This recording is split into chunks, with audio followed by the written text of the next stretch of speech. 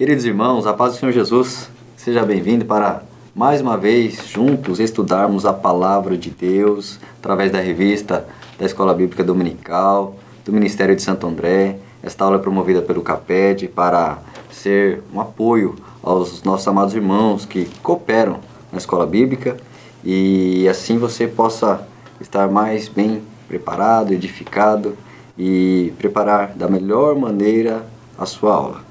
Estaremos nesse momento a estudar a lição de número 9, cujo título é A Comunidade dos Discípulos. Estou acompanhado do nosso amado irmão, pastor Micaías, da congregação de Jardim Santo André, que vai compartilhar comentários desta lição de número 9, cujo texto-chave está em Atos dos Apóstolos, capítulo 2, versículo 47, que diz: louvando a Deus, caindo na graça de todo o povo, e todos os dias acrescentava o Senhor à igreja aqueles que se haviam de salvar. Leitura bíblica completa para ser lida na classe como sugestão está em Atos 2, do versículo 42 ao 47, e a mensagem para refletir, que traz a ideia central da lição, diz assim: discípulos valorizam e preservam a unidade da igreja, vivendo em comunhão espiritual, eles se reúnem com prazer para adorar e servir a Deus. Ok, queridos? Uma lição cujo objetivo é mostrar uma característica vivida pelos discípulos do Senhor Jesus. Após essa decisão de seguir ao Senhor, de andar junto ao Mestre, existe uma característica entre os discípulos. É esse prazer de estar junto, esse prazer de se reunir com alguns propósitos e finalidades que o Espírito Santo promove, traz intimamente para que façamos, que é adoração, que é serviço, que é a ajuda mútua de uns para com os outros. E veremos então esses aspectos, né? A unidade da igreja, a comunhão dos discípulos, a preservação desta comunhão que envolve uma prática, e certamente seremos muito edificados para que nossos amados irmãos, todos servos de Deus, alunos, sejam menos experientes ou mais experientes, amem a comunidade cristã, valorizem essa comunidade e comunhão cristã, e desta forma cada discípulo que se achegar também vai valorizar grandemente esta comunidade.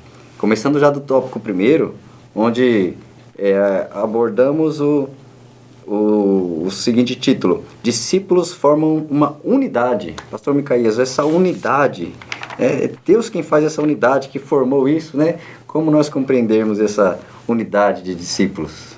Também quero cumprimentar a todos os professores, professoras, os internautas que estão, né, acompanhando mais uma videoaula do CAPED. Para mim sempre é um privilégio estar aqui, compartilhando também com os irmãos. E Pastor Éden, aqui quando se fala em unidade, os discípulos formam uma unidade. Então o comentarista, muito brilhantemente, né, que é o próprio Pastor Éden, dividiu aqui em alguns pontos. E o primeiro que é colocado aqui é a unidade espiritual.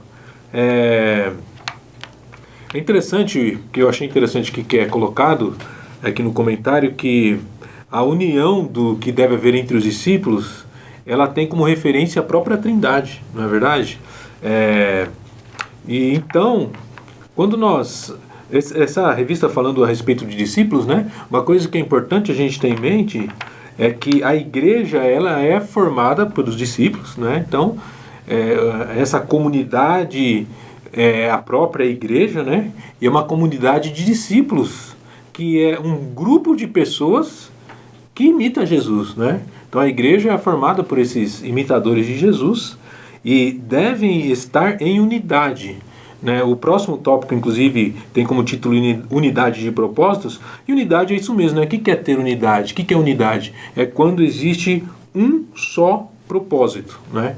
Então nós, como imitadores de Jesus, como seguidores de Jesus, nós também temos esse desafio de imitar essa unidade que existe dentro da própria Trindade, como está mencionado aqui em João capítulo 17, versículo 21, que Jesus falou essas palavras quando ele estava se dirigindo ao Pai em oração, né, e ele diz, Jesus fala, para que todos sejam um como tu, ó Pai, o és em mim e eu em ti, que também eles sejam um em nós, para que o mundo creia que tu me enviaste. Então é importante nós observarmos que faz parte do discipulado, ou seja, faz parte dessa formação do discípulo, entender que dentro da igreja nós temos o propósito de viver em unidade, com um só propósito, porque a igreja é o corpo de Cristo, e como Paulo bem explica, que o corpo ele obedece à cabeça, né? Quem é que é a cabeça? Jesus.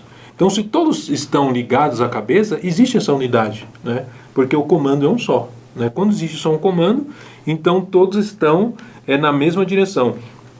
E pegando aqui o gancho da Trindade, é interessante nós notarmos também o seguinte, que entrar nessa comunidade dos discípulos, fazer parte do corpo de Cristo, é nós termos como referencial o próprio relacionamento existente entre as três pessoas da Trindade. Nosso Deus ele é uma comunidade, né? Então, Deus nunca esteve sozinho. Eu já comentei, talvez foi até em alguma outra videoaula, não sei se foi aqui ou em outro lugar, que quando era criança, lá na igreja, já ouvia essa explicação. Por que Deus criou o ser humano? Porque Deus estava sozinho e queria companhia, né? De maneira alguma, Deus nunca esteve sozinho. Deus é uma comunidade, Pai, Filho e Espírito Santo. Então, essa comunidade perfeita que existe entre Pai, Filho e Espírito Santo é um padrão para a comunidade dos discípulos, de viver em unidade. E por que essa unidade? Porque a cabeça é uma só, né? É importante nós entendermos que faz parte da formação de cada um de nós, e também faz parte desse discipulado que se passa de um para o outro, esse entendimento de que nós devemos viver em unidade, até porque nós temos essa referência no próprio Deus que nós adoramos. Verdade, nosso Deus, ele é uma unidade, ele é especialista em criar unidades, criar vínculos, encaixar as coisas, fazer instituições segundo a sua vontade. Ele pega, por exemplo, o homem e a mulher e junta numa só carne, cria um só. Ele reúne pessoas e faz com que haja um vínculo fraternal, cria uma família.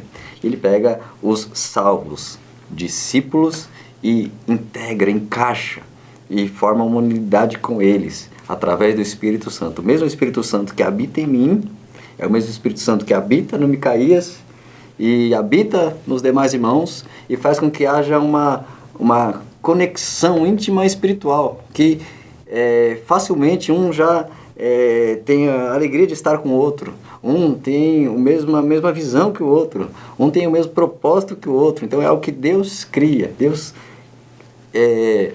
promove isso, e é um vínculo espiritual, que é o subitem A, né? É um vínculo espiritual, porque é o oposto ao que ocorre no mundo. Deus desceu para separar aquilo que era um propósito ruim, como Babel. Eles queriam lá um propósito de altivez humana, de orgulho humano. Deus desce e separa. Mas a igreja é o contrário, ele desce para unir, desce para reunir, desce para criar essa igreja, essa comunidade. E alguém então acaba de se tornar discípulo, ele vai ser incluído, ele vai ser recebido, acolhido, cuidado, ensinado numa comunidade que ele vai ser amado e automaticamente vai amar, né?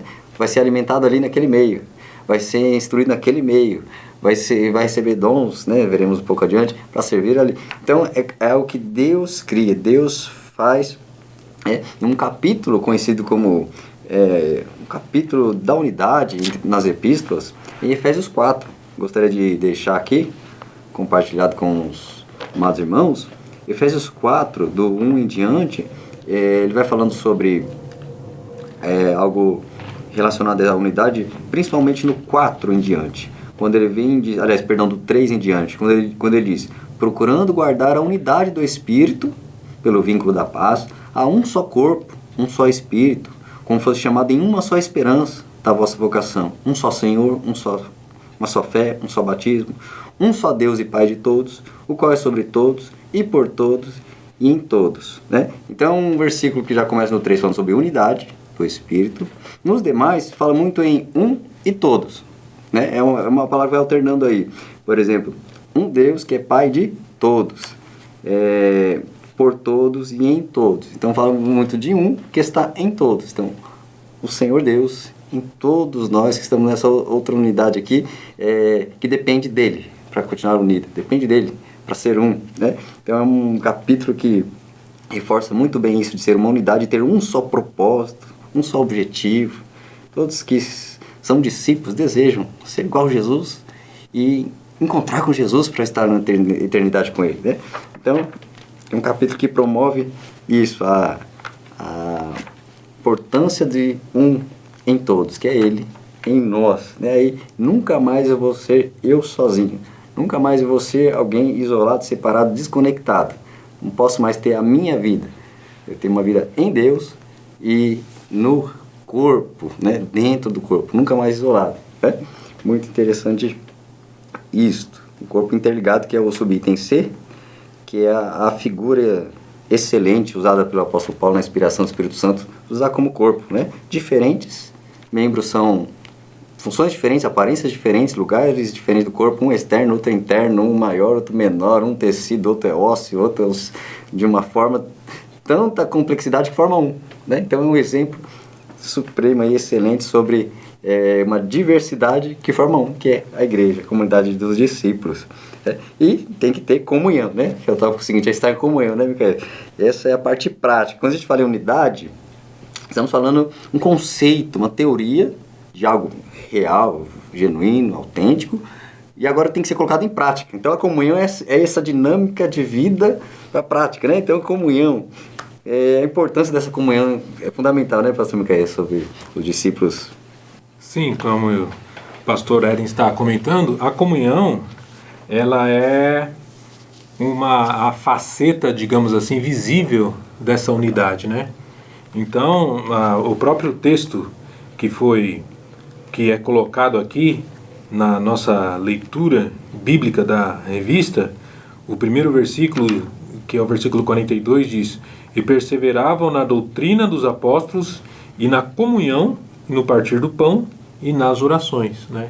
Quem eram esses que perseveravam? Se a gente for ver o versículo anterior, versículo 41, Atos capítulo 2 é o texto do dia de Pentecostes, né? E aí depois que o Espírito Santo é derramado, então o Pedro, ele faz aquela pregação tremenda, e aí no versículo 41 diz que naquele dia se agregaram 3.000 almas, né? Na versão corrigida, na outra versão vai dizer 3.000 pessoas. Então essas 3.000 pessoas que a Bíblia diz que se ajuntaram à igreja que estava iniciando naquele dia, esses que perseveravam na doutrina dos apóstolos, na comunhão, no partir do pão e nas orações. Ou seja, era uma igreja que estava começando ali, né? E falando sobre esse texto, meditando sobre esse texto, aliás, eu sempre gosto de pensar como que seria uma igreja começando com 3.000 novos convertidos, né? 3.000 pessoas ali naquele primeiro amor que não deveria acabar nunca, né? Mas naquele ânimo, naquele primeiro contato, naquela lua de mel com o Espírito Santo, né? 3.000 pessoas daquele jeito. Então, era uma maravilha. E essa comunhão, ela existia exatamente porque o Espírito Santo eles estavam ali vivendo um Pentecostes, né? Um verdadeiro avivamento, um revivamento. E uma das características de uma igreja que está vivendo cheia do Espírito Santo é realmente essa comunhão. E o tópico vai até dizer aqui, né, comunhão nas reuniões, que a comunhão atrai as pessoas, né? De fato, é colocado aqui no comentário da revista que a igreja, como comunidade dos discípulos, ela se opõe ao mundo, porque o natural do ser humano, na sua natureza pecaminosa, no seu estado pecaminoso, não é viver em unidade, não é viver em comunhão, né? Muito pelo contrário, é cada um por si, né? Cada um puxando para o seu lado, né? Aliás, unidade, colocado uma frase aqui que é muito importante nós atentarmos a esse aspecto, que unidade é diferente de uniformidade, né? Muitas vezes a gente tem uma certa confusão de conceitos, achando que para que nós vivamos em unidade devemos ser todos iguais. Pelo contrário, como já disse aqui o pastor Éden há pouco, Paulo ele compara essa comunidade de discípulos, a igreja, com o corpo. E o corpo ele tem diversidade de membros, né? O que é a unidade? Como eu disse, um comando só. Unidade de propósito, mas cada um fazendo a sua parte, cada um com o seu dom diferente, cada um com os seus talentos, cada um na sua função. E é essa diferenciação entre pessoas que têm o mesmo propósito é que gera essa comunhão, né? Porque a comunhão é exatamente isso. Um está precisando de alguma coisa que o outro tem. Então, eu tenho algo que o pastor Éden precisa, como dom, como talento, como conhecimento, como experiência de vida, e ele tem alguma coisa que eu não tenho, que eu preciso. Então, essa comunhão que existia na igreja, e como eu estava falando, a comunhão atrai as pessoas, né? Então, a igreja ela se opõe ao mundo nesse sentido. E quando existe essa diferença, é que existe a atração, porque o diferente é que atrai, não é?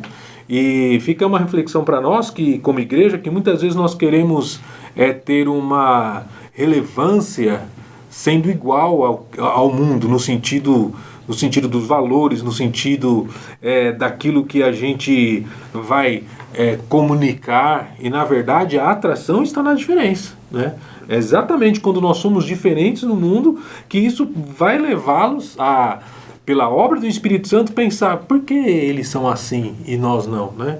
Por que essa família que diz que serve a Jesus, ela é diferente de nós na sua forma de lidar com os filhos, na sua forma de lidar com as pessoas, na sua forma de lidar com os problemas? Porque eles têm essa amizade. Então é essa comunhão que realmente atrai o mundo. Vou até contar um testemunho. Quando eu era na igreja lá da congregação do Vila Scarpelli, adolescente, um homem morreu, uma irmã tinha um marido descrente, e esse marido morreu, né? E aí ele estava em viagem a trabalho no Nordeste, ele morreu lá, e aí o corpo teve que ser trasladado para cá, e não me lembro se passou 1 dia ou 2 dias, só sei que no tempo em que ela recebeu a notícia que o marido havia falecido, até ele chegar aqui em São Paulo, demorou, né? Um tempo, alguns dias. E aí nesse tempo a igreja deu uma assistência para ela. E aí depois um vizinho falou, puxa vida, olha que pessoal, eles não abandonaram lá a mulher e tal. Então, eles foram atraídos por essa comunhão, né? E é isso que acontece. Então, a gente vê aqui, só para encerrar esse comentário a respeito desse assunto, que diz aqui, ó, no versículo 42, perseveravam na doutrina, na comunhão, no partilho do pão, nas orações. E aí no versículo 47 diz, louvando a Deus e caindo na graça de todo o povo. Por quê? Porque eles viviam na comunhão. Então, mesmo os inimigos, eles eram atraídos, porque existia algo de especial naquela igreja. Era a comunidade de discípulos ali em comunhão. É muito gostoso ver em Atos aquele movimento deles se reunindo nas casas. Não tinha templo e tinha uma vida pulsante neles, onde louvavam, adoravam, se reuniam, e havia alegria e singeleza de coração. Então, uma pureza de sentimentos, uma alegria espontânea, genuína. E aí era realmente marcante, é impactante alguém ser ajudado, acolhido, recebido, sem acepção nenhuma de pessoas, todos que se achegam, né? O maior pecador chega bem recebido. A vida mais complicada e enrolada é esse mesmo, vem, o testemunho vai ser maior ainda e a igreja se alegra mais ainda, né? Então, essa comunhão tem que ser algo real, vivido.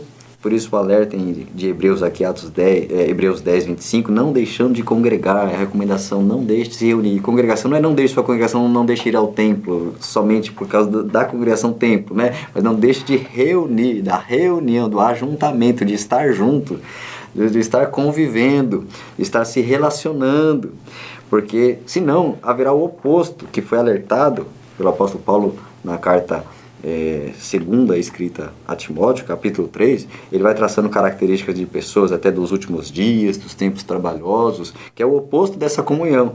Ele vem dizendo, no capítulo 3, versículo 2, de que os homens serão amantes de si mesmos, que é o contrário dessa comunidade de discípulos, que não amo a mim mesmo, agora eu amo o meu irmão, eu amo a Deus e eu amo o meu irmão, não a mim mesmo. Ele diz, os homens serão avarentos, as pessoas vão querer ter mais, E a comunidade não, vai ser o contrário. Ela vai doar, vai compartilhar os bens dividinho porque alguém estava precisando. Então você vai doar. Jesus disse que melhor é dar do que receber. Então, essa comunhão, dentro dela existe valores totalmente opostos do mundo.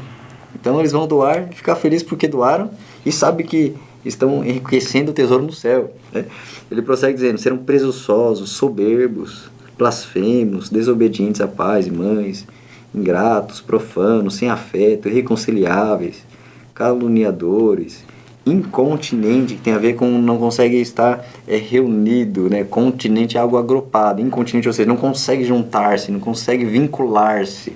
É uma pessoa que consegue simplesmente ter a sua vida isolada, porque pensa em si mesmo, independente do que o outro passe, né?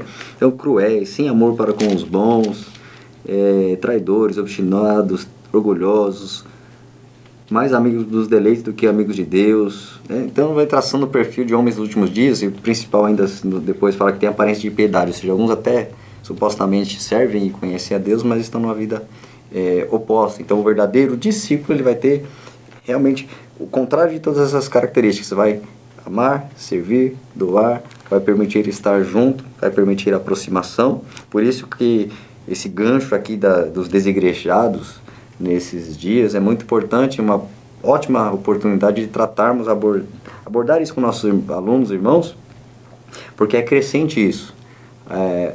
O servir a Deus apenas online e as ideias que são espalhadas aí de que não precisa ter um vínculo, não precisa estar submisso a uma liderança, não precisa estar congregando. Você pode, né, cultuar online, tomar a ceia online, então você, espiritualmente, como o corpo na terra é algo invisível geral, você está dentro desse invisível, né? Só que a igreja são as duas esferas, o invisível geral, mas é o visível local onde você se doa, serve. É um egoísmo não querer se unir para servir. É uma soberba não querer se unir para aprender.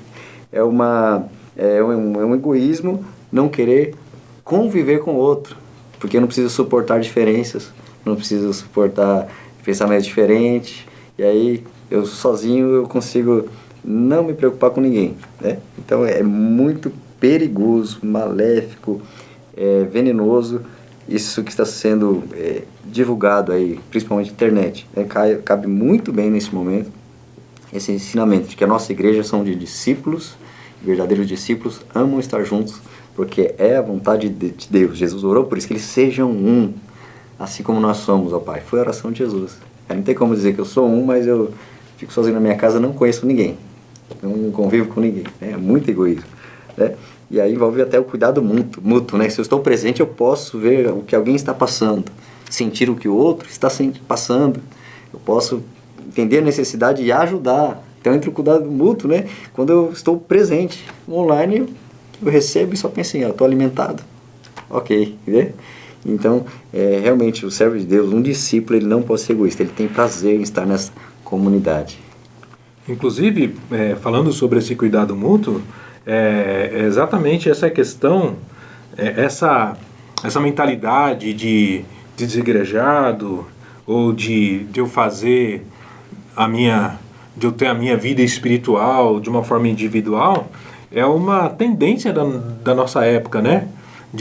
Da gente querer customizar todas as coisas, né? Fazer do meu jeito. Então, como disse o pastor Éden, para a gente ter cuidado mútuo, nós precisamos de convívio. Aliás, é o tema da lição anterior que nós estudamos, influenciando discípulos por meio do convívio, né? Como poderia haver discipulado, formação, influência sem convívio? É impossível, né? Então, essa ideia de que eu posso fazer as coisas do meu jeito é exatamente a mentalidade oposta do discípulo. Porque o que é o discípulo? É aquele que segue, né? Então se nós somos discípulos de Jesus, nós não estamos aqui para fazer as coisas do nosso jeito, né? A gente está aqui para fazer as coisas do jeito de Jesus, porque afinal de contas somos discípulos. Então realmente é um equívoco e uma mentalidade totalmente oposta à proposta de Deus, né? E esse cuidado mútuo, continuando aqui sobre o ponto que nós vamos dar continuidade ao comentário, é extremamente importante nós entendermos que ele está no centro da mentalidade que o discípulo deve deve adquirir a mentalidade de que nós fazemos parte de uma família. Porque hoje também a gente tem muitas vezes aquela mentalidade de que a gente vai na igreja simplesmente para receber, né? E a gente, na verdade, quando nós fazemos parte da igreja, nós temos que entender que a igreja é o corpo de Cristo, e nós também somos chamados de que nós somos parte da família de Deus, né? Então, a igreja é um lugar onde você vai fazer parte de uma família, onde nós estamos aqui fazendo parte de uma família. Nós somos discípulos de Jesus, nós estamos aqui em comunhão para cuidar um do outro. E esse cuidado mútuo me lembra o texto de Gênesis 4:9, quando Deus faz aquela pergunta para Caim, né? Onde está o seu irmão, né? E aí Caim, muito sem educação, né? Deve ter... Como diz na terra da minha mãe, engoliu a educação que a mãe dele deu com farinha, né, que a Eva deu. E aí ele respondeu para o próprio Deus, né? Sou o guardador do meu irmão. Então é aquela coisa, né, de nós termos essa resposta. Se Deus fosse perguntar para mim, onde está o seu irmão? O que quer dizer isso? Você conhece a vida do seu irmão? Você sabe os problemas que o seu irmão passa? Onde está o seu irmão? Né? Então fica essa pergunta aí para todos nós. E nós, porque nós como parte desse corpo e como filhos dessa família, nós temos os nossos direitos de filho, mas nós também temos os nossos deveres como irmãos, né, de cuidar um dos outros. É a mesma atitude lá do filho mais velho, da história que Jesus contou do filho pródigo, né? Que o filho mais velho, quando o filho mais novo volta, e ele chega do trabalho e ouve aquele barulho de festa, ele fica bravo, né? E aí o pai vem conversar com ele, e aí o filho mais velho fala, este teu filho, né? Ou seja, ele fala com o pai, né? Ele fala, pai, este teu filho, ele se entende, ele se vê como filho, mas ele não enxergou outro como irmão, né? Então, essa é a questão de nós não entendermos muitas vezes e que esse cuidado mútuo está na própria natureza do que é ser filho de Deus. Se nós somos filhos de Deus, nós somos irmãos de todos os filhos de Deus. E irmão a gente não escolhe, né? A gente pode até escolher amigo, mas eu tenho 5 irmãos de sangue. Eu não escolhi nenhum. Não tem como escolher irmão, né? Então, irmão é irmão. Se você é irmão, então você tem que responsabilidade sobre os seus irmãos. E isso tem tudo a ver com o que nós estamos estudando aqui sobre a questão do cuidado mútuo, né? É mencionado aqui na revista de Gálatas, capítulo 6, versículo 2, quando Paulo, inspirado pelo Espírito Santo, diz que nós devemos levar a carga um dos outros. E, por fim, Atos, capítulo 4, versículo 35, que diz que cada um repartia segundo a necessidade que cada um tinha, né? Então, eu acho interessante que havia uma disponibilidade de repartir, né?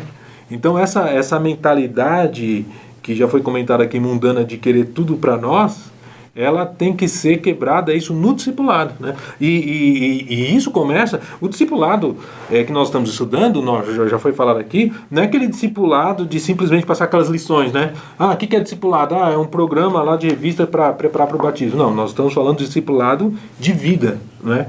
E qual que é a grande dificuldade nossa hoje para termos esse discipulado de vida? É que a gente não cuida um dos outros, né? Cada um tem a sua vida, né? A gente mora em cidades grandes, metrópoles, cada um tem a sua vida e a gente vai para a igreja e vai lá para o culto e volta para casa, e nós precisamos, de fato, termos uma mudança na nossa mentalidade para que nós sejamos realmente discípulos de Jesus e tenhamos discípulos que nós vamos formar, esses discípulos para também serem iguais a Jesus, não são discípulos nossos, são discípulos de Jesus. Nós temos que quebrar essa mentalidade e começar a ter comunhão, convívio, cuidado mútuo, se interessar pela vida um dos outros, né? Esse é o grande desafio que nós temos na nossa época, porque uma das características do nosso tempo é essa vida individual. A gente pode assistir o culto na nossa casa, a gente pode fazer tudo de casa, e aí a gente começa realmente a se isolar, e aí não existe mais a possibilidade, não existe mais, se nós tivermos essa vida, né, a possibilidade de nós formarmos discípulos. Muito interessante esse comentário do pastor Micaías sobre o irmão mais velho, né? É praticamente uma doença desses dias, é a síndrome do irmão mais velho, que não consegue enxergar o outro como irmão. Olha o defeito, olha a fraqueza, olha a diferença, olha a dificuldade, olha os deslizes, então não vejo como irmão. E aí é uma barreira, um bloqueio para você se doar e amar e cuidar e estar interligado. E olhando desta forma, podemos em algum momento perceber reuniões onde podemos pensar, será que tem só pessoas unidas ou tem realmente comunidade de verdade? Ou tem um corpo de verdade? Ou tem só pessoas unidas, mas cada um deu o horário, o amém final, cada um para sua casa, ninguém nem se preocupa com o outro, ninguém nem cuida do outro, ninguém nem está atento pelo outro. Fica uma coisa totalmente vazia e superficial. Reúne fisicamente, mas não interligado espiritualmente. Reúne localmente, em mesmo banco, mas não no mesmo propósito, não na mesma fé, não no mesmo amor. Pode estar no mesmo departamento, mas não mesma visão, não mesmo objetivo.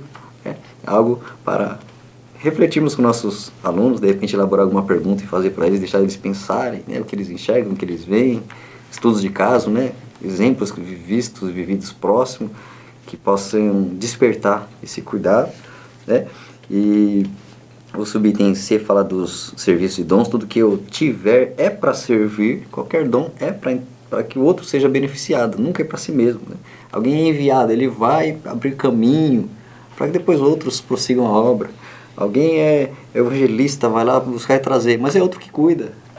Aí o pastor está para acolher e cuidar, mas não pertence a ele, ele é servo, está servindo todo mundo. E aí o ensinador que vem, é o dispenseiro, ele vem, busca o entendimento, a revelação, a profundidade para servir o alimento aos outros. Então cada um sempre está com o seu talento, dá um para o outro. Então nunca é para, eu quero chegar a tal posição. Não, você vai servir.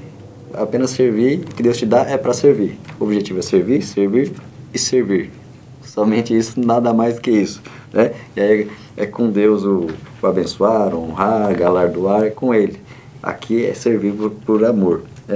E o terceiro tópico vem aí num desafio. Nós vimos aqui sobre a comunhão, a importância da comunhão, a necessidade da comunhão, que o discípulo vive essa comunhão, o Espírito Santo une em comunhão, formando uma comunidade. Só que aí o desafio agora é manter, porque não é fácil.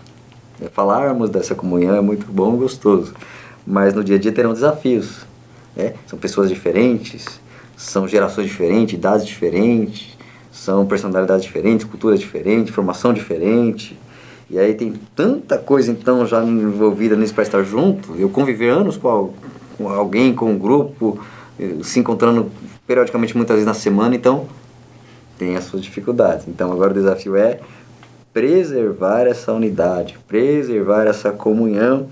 E o subitem A já coloca a primeira palavra-chave, que é o amor, Que Jesus disse que, olha, esse mandamento eu vos dou, que vos ameis uns aos outros, como eu vos amei a vós, como também vós uns aos outros vos ameis. Nisto conhecerão que sois meus discípulos, se vos amardes uns aos outros. Então, um distintivo para alguém olhar e falar, são servos de Deus, se amam. Tem amor ali no meio. Tem um amor vivido e praticado. E esse amor que não é fingido, porque ninguém vai fingir amor, tem que ser não só em língua, palavras, mas em obras, em verdade, como disse o apóstolo João. E vai ser um sentimento, uma decisão, falando melhor, uma decisão de cada pessoa que vai ajudar a manter esse vínculo. Se tiver amor, vai ter o perdão. Se tiver amor, vai ter o suportar o outro. Se tiver amor, vai ter a paciência com o outro. Se tiver amor, vai ter a compreensão com os deslizes do outro. Então, uma palavra-chave para começar e para manter a unidade é o amor. Mais outras coisas que podemos enxergar, pastor Micael, sobre manter essa unidade, que já não é tão fácil, De fato, para preservar essa unidade, a comunhão entre os discípulos, é necessário amor, e como coloca aqui nosso brilhante comentarista, também humildade e mansidão. Eu quero também chamar a atenção aqui para esse texto que está aqui em João capítulo 3, 34 e 35, aqui na revista, que Jesus fala, um novo mandamento vos dou, que vos ameis uns aos outros, como eu vos amei a vós, que também vós uns aos outros vos amei. É interessante nós observarmos que Jesus fala que é um novo mandamento. Por que um novo mandamento? Porque ele está mandando a gente amar uns aos outros como Ele nos amou. Essa é a novidade, né? Porque a lei já falava, né? Para amar, o próprio Jesus resumiu a lei em 2 mandamentos, né? Primeiro amar a Deus, depois amar ao próximo. Então já existia esse mandamento. Mas o novo mandamento é que o amor que nós temos deve ser o amor que tem como parâmetro o amor de Jesus por nós. Aí a pergunta que fica é: como foi que Jesus nos amou, né? Então essa reflexão aí para nós, para nossas vidas, nossos alunos, nossa aula, né? E a gente vê que o amor de Jesus levou a Ele a se entregar por nós, né? Então, também nós precisamos entender que como discípulos, como imitadores de Jesus, nós temos que assumir essa missão, né? Jesus veio entregar a vida dele pela missão dele. Então, um discípulo de Jesus vai fazer o quê? Entregar a própria vida. Isso é amar como Jesus amou, né? E é interessante, né, abrindo até um parêntese que me ocorre agora, que lá no livro de Apocalipse, né, a igreja ela é vitoriosa, né? Então o Apocalipse é o desfecho de toda a narrativa bíblica, né? Quando a vitória é do povo de Deus, como diz alguém, né? Agora, como é que a igreja alcança a vitória? Muitos alcançam a vitória morrendo, como foi o caso dos apóstolos, né? Então, o que é isso? É amar como Jesus amou. Então é amar a ponto de entregar a própria vida em favor da causa e em favor dos irmãos, em favor do que for necessário. Então, esse novo mandamento é uma coisa muito forte, né? É amar como Jesus amou, né? E antes de falar aqui sobre humildade e mansidão, como que a gente pode amar como Jesus amou? Fica aí a pergunta também, né? Eu acho que nós podemos ver essa resposta nas palavras de Jesus lá em João capítulo 15. João capítulo 15 é quando Jesus fala a respeito daquela metáfora, daquela comparação, quando ele diz que ele é a videira e nós somos os ramos, né? E Jesus fala assim, ó, no versículo 9, João capítulo 15, versículo 9: como o Pai me amou, também eu vos amei a vós, permanecei no meu amor. Então, inclusive ele está falando sobre discípulo. Eu vou até ler, ele usa essa palavra discípulo. Vou até ler o versículo 8. Jesus fala: nisto é glorificado meu Pai, que deis muito fruto, e assim sereis meus discípulos. Como eu posso ser discípulo de Jesus, de acordo com esse texto? Quando eu dou muito fruto. Agora, o que significa isso? No versículo 9, Jesus vai desenvolver a sua ideia, o seu discurso, né? O seu raciocínio. E ele fala: como o Pai me amou, também eu vos amei a vós, permanecei no meu amor. Então, como que nós podemos amar como Jesus amou? Recebendo o amor dele, porque Jesus deu esse exemplo. Jesus fala: ó, eu amei vocês com o amor que o Pai me deu. Então existe um ciclo aí, né? O Pai ama Jesus e por isso que Jesus nos ama. E nós podemos amar os nossos irmãos, por quê? Porque nós recebemos o amor de Jesus. Jesus recebe o amor do Pai, e o amor que Jesus recebeu do Pai, ele passa para nós. E o amor que nós recebemos de Jesus, nós passamos para os discípulos, né? Então esse é o ciclo. Então é assim que se fecha, né, esse ciclo, e é assim que nós podemos obedecer. Porque Jesus não manda a gente fazer nada que a gente não possa obedecer, né? A gente só pode amar porque ele nos deu amor. E da mesma forma, a humildade e a mansidão, né?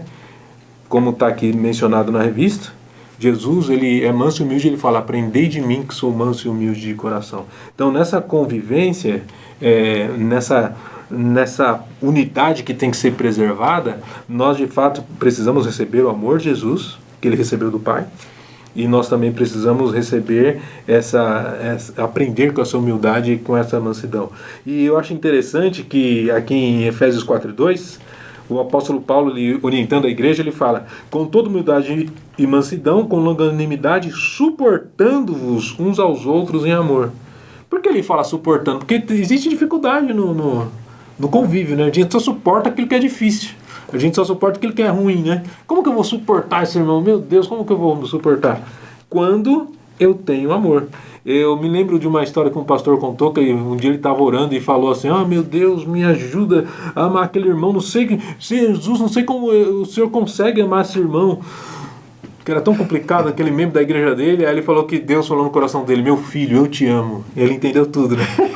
Se eu amo você, meu amigo, eu posso amar todo mundo. Mas é assim mesmo, né? Então, como que a gente pode, então, viver suportando uns aos outros? Com esse amor que a gente recebe, né? Então, ser discípulo de Jesus é imitá-lo. Mas a gente só pode imitá-lo mesmo se a gente realmente está recebendo dele, né? Como diz aqui em João capítulo 15, se a gente é esse galho que está ligado na videira. E para encerrar o que comenta aqui nesse tópico, também fala sobre humildade, né? Então o que é a humildade? É quando a gente reconhece que tudo que a gente tem não é por nossos méritos, a gente recebeu, né? Então humildade é até diferente da modéstia. Modéstia alguém fala, não sou tudo isso, né? A pessoa quer se rebaixar, mas humildade não é nem isso. Humildade é eu entender que tudo aquilo que eu tenho não me faz melhor que o outro em essência. Tudo é pela graça, né? Então, quando nós temos essa humildade, porque nós somos discípulos de Jesus, então nós podemos viver, sim, né, manter essa comunhão, porque nós temos consciência de que nós não somos melhor que os outros. Para viver como Jesus espera que vivamos, né? Esse subitem fala sobre duas características, a humildade e mansidão, que o pastor Micael citou, né? Que é o próprio Jesus diz, aprenda de mim, porque às vezes a pessoa pega um pedacinho do versículo anterior e fica só nele, que diz, vinde a mim, vocês estão cansados, oprimidos, e eu vos aliviarei, que é o Mateus 11, 28. Vinde a mim, eu vos aliviarei. Quer dizer, eu ia até ele, essa parte é boa, ó, e porque eu vou ter alívio. Mas ele continua, tomai sobre vós meu jugo e aprenda de mim, que sou manso, humilde de coração, e encontrareis descanso para a vossa alma. Então eu vou, tenho um alívio, ele tira a carga de mim, e aí ele me capacita a ter agora uma postura diferente, de equilíbrio, de mansidão, de humildade, e isso vai me ajudar a manter minha alma em paz e descanso, porque ele diz, aprenda de mim, ou seja, aprenda como eu, seja como eu, né? Porque a gente costuma pegar esse versículo e ver esse versículo, vinde a mim, eu aliviarei, eu fico com essa parte, não, maravilha, Jesus vai me aliviar, mas ele fala, vem, toma alívio, agora vem e aprenda comigo. E aí você então vai ser agora alívio para os outros, você vai ajudar a aliviar outros, né? Você vai ser humilde, você não vai ter então, não vai derramar peso sobre ninguém, você vai estar ali como uma pessoa equilibrada, você vai ser manso, você vai tratar bem, como nós citamos aqui o significado de mansidão, que é brandura, suavidade, serenidade. Você nunca vai pôr um peso de grosseria, nunca um peso de rispidez, nunca um peso de afronta, nunca um peso de palavras que machucam e ferem. Então vai ter um equilíbrio no seu viver, no seu tratar, no seu falar, no seu conviver, porque você vai ter como espelho Jesus, vai aprender dele, o Espírito Santo vai te ajudar e vai fazer fluir automaticamente na sua vida este fruto, né? E essas características vão ajudar a preservar a unidade, porque o inimigo ele está sempre querendo entrar de alguma forma. Lá em Provérbios diz que, olha, uma coisa que Deus abomina é o que semeia contenda entre irmãos, e o diabo ele quer justamente isso, semear, plantar alguma coisa que vai crescer e vai gerar um caos, ou uma divisão, uma briga, uma discórdia, e cabe aos discípulos vigiarem, cabe aos discípulos terem atitudes e posturas diferentes que não abrirão brecha para isso. Se ele for como uma ovelha, que nós estamos aqui, ele vai ter essa mansidão. Agora, se ele estiver agindo mais como bode, vai ter problema. Ele vai dar cabeçada em um, cabeçada em outro, e recebe uma cabeçada, logo ambos se desviam, ambos estão na carne, ambos dando mau testemunho, o evangelho sendo envergonhado, e o Senhor vai nos ensinando a ter esse tipo de postura que Ele espera de nós, para que, como diz no subitem C, não seja aberto espaço para divisões e contendas. O apóstolo Paulo vai alertando, advertindo as igrejas, falando, né, olha, tenham o mesmo sentimento, não haja dissensões, não haja divisões, não haja partidarismo, como tem em Coríntios 3, não haja panelinhas, mas tudo seja feito sem murmuração, sem contenda, porque são tudo o quê? São brechas que se abrem. A murmuração é uma brecha abrindo. Eu vou ficar murmurando do irmão A, do irmão B, do obreiro A, do líder B, do pastor C, e murmurações são brechas para que o inimigo entre. Então murmurações, contendas, mas antes de ser de benigno, misericordioso, perdoando como Deus vos perdoou. Jesus fechava essas brechas entre os discípulos. Tinha discípulo lá talvez já querendo pegar alguém que já passou da sexta pisada de bola, e Jesus não até 7, 70 vezes 7. Se alguém está chegando no 7, você perdoa ele mais vezes ainda, continua aí junto vocês, né? Alguém quer sentar à direita e à esquerda, ele, isso não cabe a vocês. né? Quem quiser maior seja o menor. Então Jesus sempre com seus discípulos estava ali mantendo, preservando, para que não ficasse um contra o outro, um querendo ser mais do que o outro, nos ensinando a valorizar essa unidade de amor para realmente refletirmos a glória de Deus com o nosso viver em uma família cristã, né? Essa comunidade, uma família cristã. Vamos já partir para a conclusão, consideração final com o nosso pastor Micaías. Bom, para concluir esse estudo de hoje, tem uma expressão aqui na conclusão mesmo na revista, que ela inclusive é utilizada também em outro ponto do comentário, que fala sobre a cultura de discipulado, né? Então, eu acho que nós poderemos concluir fazendo essa reflexão, né? O que é a cultura de discipulado, né? Eu entendo que cultura de discipulado é quando nessa comunidade dos discípulos existe realmente essa cultura, ou seja, esse pensamento, essa atitude generalizada de imitar Jesus, né? Jesus não existe discípulo estrela, né? Nós falamos aqui sobre dons que Deus concede, e esses dons são para o crescimento do corpo. Por quê? Porque discípulos, eles são membros de uma família, né? É interessante nós notarmos que quando se fala em família, ainda que exista uma pessoa que seja um popstar, uma pessoa muito famosa, mas no meio da família ele é um simples irmão, né? Então é assim que tem que ser a igreja, né? Ainda que existam pessoas que se destaquem por suas virtudes, por seus bens, por qualquer que seja a circunstância, mas na igreja, na comunidade de discípulos, somos todos discípulos. Então, eu entendo essa cultura de discipulado como um local, uma comunidade de discípulos, onde Jesus é o padrão, né? E Ele é aquele que nós devemos imitar, e essa imitação de Jesus é que deve trazer mais pessoas para essa comunidade, né?